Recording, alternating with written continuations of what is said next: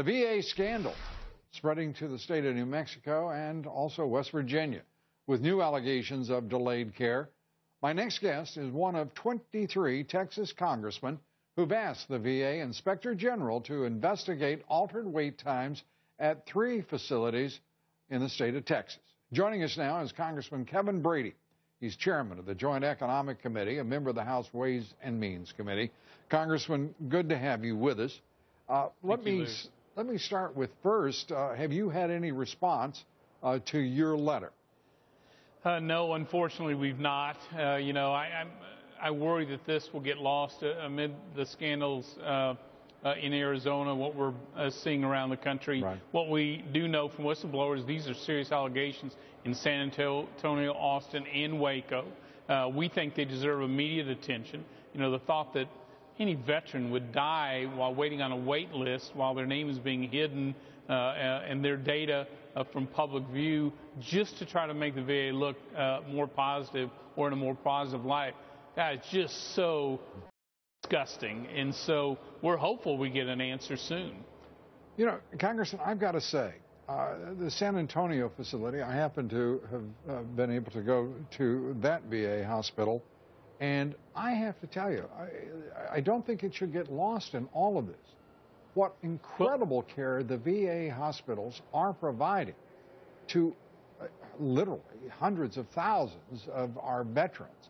And I have to say, I've never been so impressed by any hospital anywhere with the technology that was being brought to bear for those who had suffered traumatic brain injury, who had grievous burn wounds.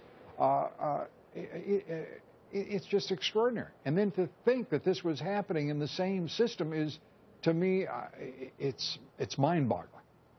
Well, thanks for making that point, because I think it gets lost here. You know, in the Houston region, in our local VA clinic in Conroe, Texas, our veterans really get amazing care. The problem is in the bureaucracy and the wait times and how long it takes them just to get a simple decision or on appeal for that matter as well. And, you know, my thought is General Shinseki, of everyone, command military, career military, 4-star general, you know, he's seen firsthand, you know, the results of this war, the veterans, frankly, who are aging and need these services. I don't understand why, of all people, he didn't exercise his command at the VA, knowing when he took office, when he took over the agency, there were already problems identified with those wait times, and nothing apparently got done.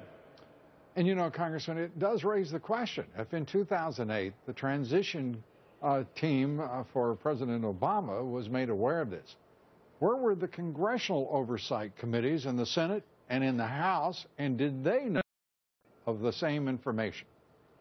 Well, I doubt they did, because I don't think it would have. I think it would have come to light immediately. I do know members of Congress. I'll tell you, there's some partisan differences, but when it comes to the military, when it comes to our veterans, you know, frankly, we'll spend every dime it takes to give them the care they need. So I'm convinced that that this wasn't known by the committees, or it would have been acted on much sooner. I just don't understand why it's been allowed to fester for 5 long years. And what, if anything, is the White House going to do about it? Yeah, and the fact that the president has not even addressed the issue.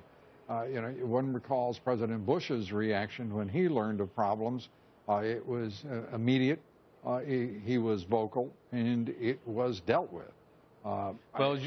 And there were, as you know, there were serious problems at Walter Reed, and heads rolled. There was immediate action, and there was a full court press to fix it.